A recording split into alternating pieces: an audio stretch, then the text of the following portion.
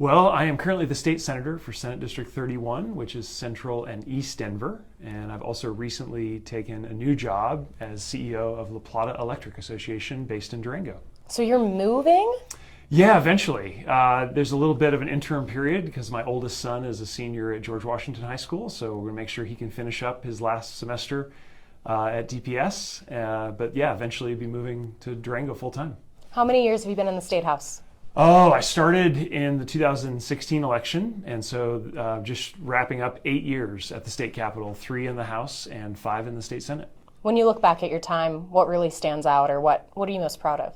Yeah, I ran my first election on 2 big ideas. One, that Colorado needs to be assertive at going after climate change and addressing the climate crisis. I'm very proud of the work that I've been a part of to make Colorado a leader in energy and environmental policy. I think we're one of the top states, and we're showing the rest of the world how to address climate change and do it in a great way. And the second thing is I promised to address school funding. And I think with the years of work that I've been a part of on the property tax issue, which special sessions the last 2 years, and big bipartisan compromises in that area, I was pleased to chair the Property Tax Commission over the last year. And I think we have delivered a great result for the state. And it's something that I think for my legacy as far as my time at the Capitol, stabilizing school funding is something I'm really proud of. We just finished an election cycle. You ran for that seat again. Yes. You won overwhelmingly. When did you think that you might be resigning? So, yeah, this was an opportunity that came my way really late in this process. It was certainly nothing that I planned ahead of time. I found out about the job around Labor Day, early September. Went through a process with La Plata in September and early October. Looked at a final contract, right around the time of the election, and ended up signing that contract on November 9th. So it was difficult timing. It was a difficult decision to make.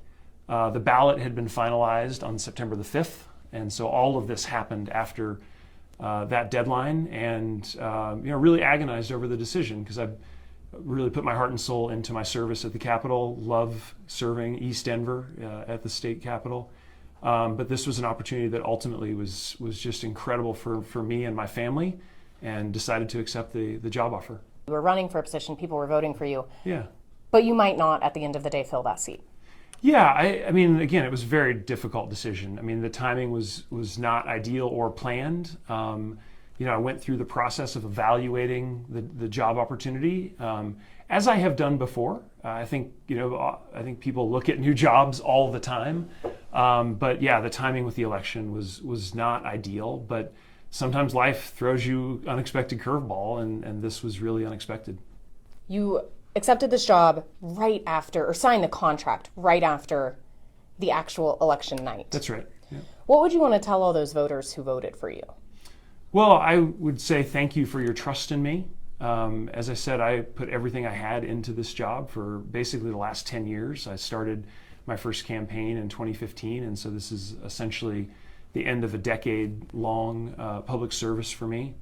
And I would say to those voters, thank you for your trust in me. It's been an honor of my life to represent East Denver at the state capitol. But this was a moment where this job offer was something that was really important for my career, and most importantly, it was the right decision for my family. And so I say thank you for letting me serve, and now is the time I needed to make a change. 3 Senate seats vacant as we head into next year.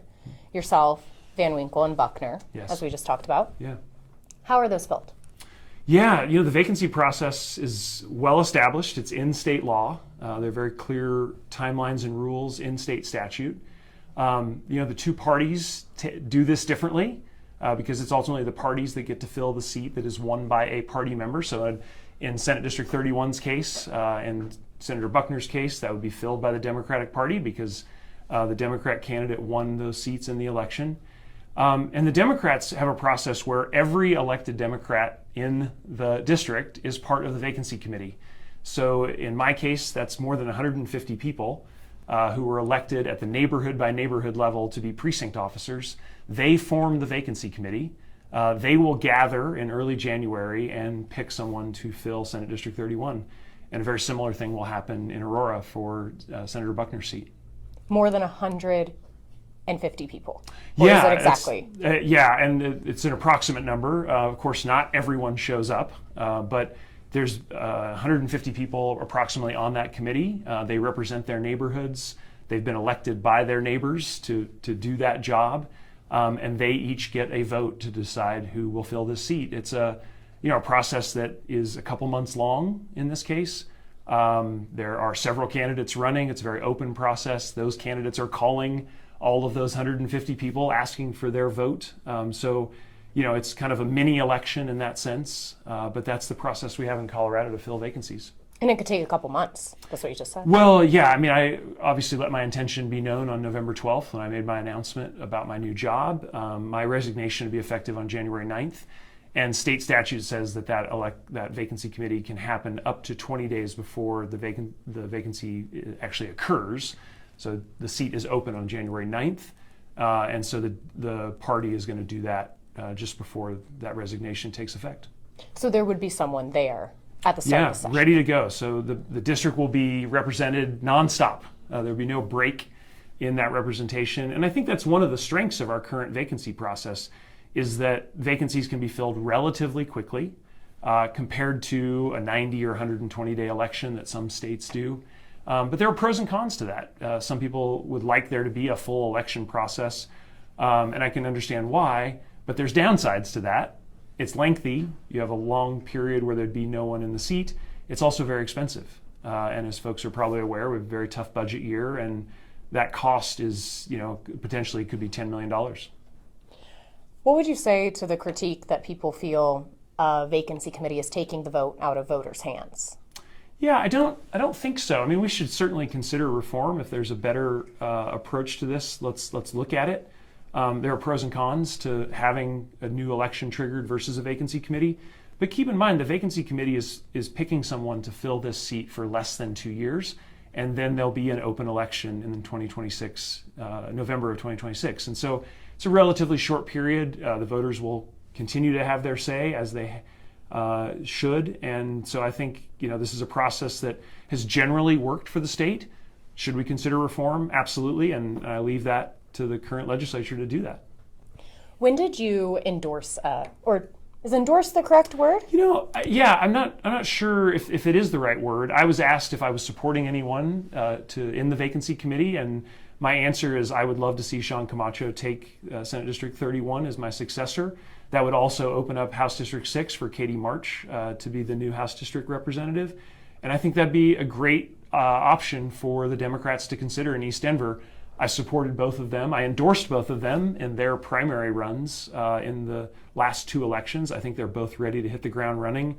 I've been working on legislation with Sean Camacho, over the summer after he finished his primary.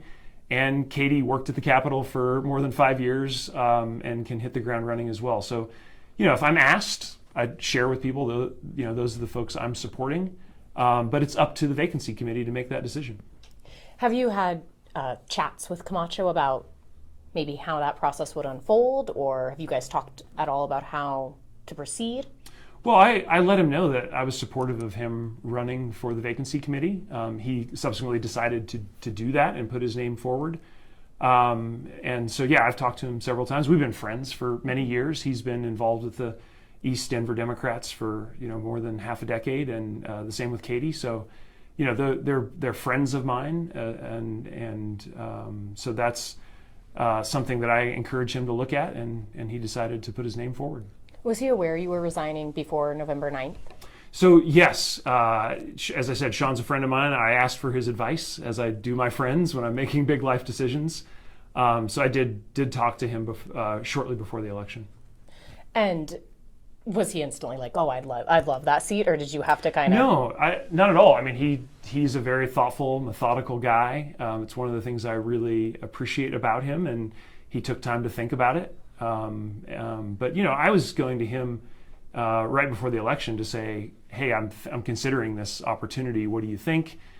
Because we've been professional friends for a long time, and I value his advice.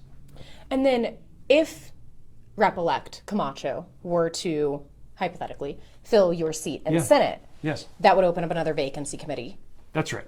and Katie March could fill his seat in theory. That's right. Yeah, so it would trigger a vacancy for House District 6. Is there any timeline? Once again, a hypothetical world, right? Yeah. But would there be any timeline for those subsequent vacancy committees? Yeah, in fact, this was a process I went through in 2020 when Lois Court became ill and resigned her seat early. I filled the last year of her term. I was the House District 6 rep at that point, and as soon as I was successful with the Senate Vacancy Committee, it then immediately triggered a vacancy for the House District. That would typically happen within 2 or 3 weeks after that resignation. So again, the statute lays out the timeline really clearly, and it happens relatively quickly to make sure that there's no gap in representation. I feel like there's been a lot of scrutiny on this resignation publicly. What do you make of that? What do you think that's coming from? Well, I mean, when you say a lot of scrutiny, I think there's some media figures who decided they wanted to go after me, and what I felt like to me is character assassination. I mean, but I've been as truthful and open and transparent as I can. I've shared with people the timeline, the reason that I made the decision. This is an incredible professional opportunity. I would also say that service in the state capitol is very hard on families. My son published an op-ed in the Denver Post recently describing how it's difficult for families, and that weighed on me as well. And the impact that it has on my kids, on my wife, it's hard. Public service is very difficult, especially in the political moment that we're in. So I understand if people want to criticize me. I get that. I made the best decision I could for my family, and just tried to be as transparent about it as possible. Would you consider a resignation at this time of year rare? I don't have statistics on the history of it. It certainly has happened before, and Senator Buckner and I are basically in the same situation. Senator Van Winkle taking up the county commission seat in the same situation. So, the timing, again, not ideal, but we have a process to handle when these situations come up. And, there's been deaths and sickness and resignations at various times in different parts of terms. And I think it's one of the strengths of our current process is that we can quickly fill those seats. Is there anything you feel like I did not give you a chance to say? Yeah, I guess I just appreciate this opportunity to have this interview because, it's been a difficult transition and the timing was difficult. There's no doubt about that. But I'm committed as ever to serving the state of Colorado. I get to do it in a new way. As the CEO of an electric cooperative, which very much is a public service focus. And I'll continue to do my best to help Colorado thrive, but in a new role. And so I'm just grateful that the voters gave me that chance at the state capitol, and I'll continue to help serve the state.